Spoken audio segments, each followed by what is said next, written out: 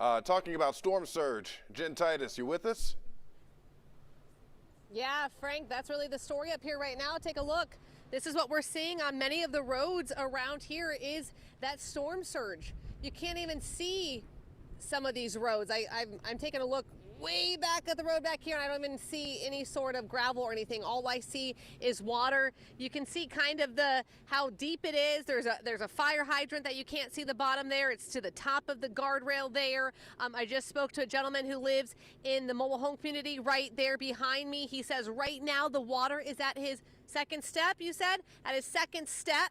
And he said he hopes it doesn't get any worse, but I gotta tell you, you might not like what I'm about to tell you, but the sheriff just sent out a message saying at 4:30 p.m., that's when high tide is expected. So they're expecting this to get worse. We're hoping not, but he's saying they're expecting it. So they're telling people just to stay where you're at. If you're in higher grounds, if you're somewhere inland of Citrus County, stay there until they give you all clear. But they're really worried about that high tide that's coming at 4:30. I just talked to a gentleman at one of the houses over here. He's right on the bay. He's right on Kings Bay there. And I asked him, are you nervous? And he's like, no, I've had water, from Hermine up to the bottom of my door there. I don't think it's going to get any worse. So he's staying, he's riding it out. But again, guys, the sheriff believes that when that high tide comes in at 4:30, that this is just going to continue to get worse. You can see how much water is already out here. And now that's because of Dahlia's hit, and this is, the storm surge pulled up from that. We're seeing a lot of water on the roads here.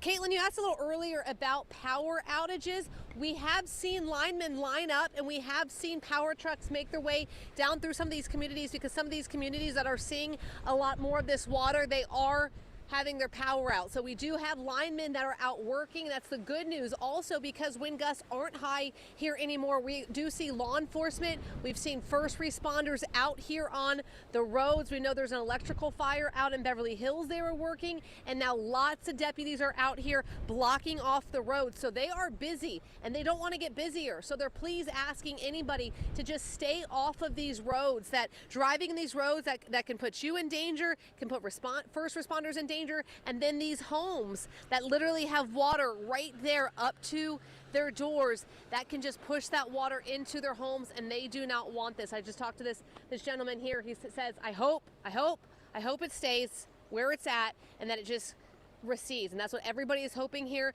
But unfortunately, the sheriff, like I said, believes that when this high tide comes, things is just going to get worse. So they're just asking for anybody to continue to stay home, stay where they're at inland, because he believes that it is just going to get worse. So just wait until the all clear. This car right here, you can see, has decided not to make that route all the way. Like I said, I cannot see where the actual road is back there, so that's probably a good move that he's made to back up there. So yeah, got the thumbs up from him. So that was a good decision.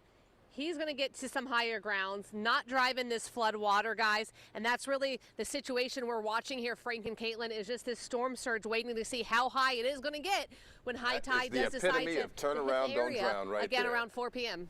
It's a scary perspective, Jen, right behind you there, too. You can see where you're standing right now.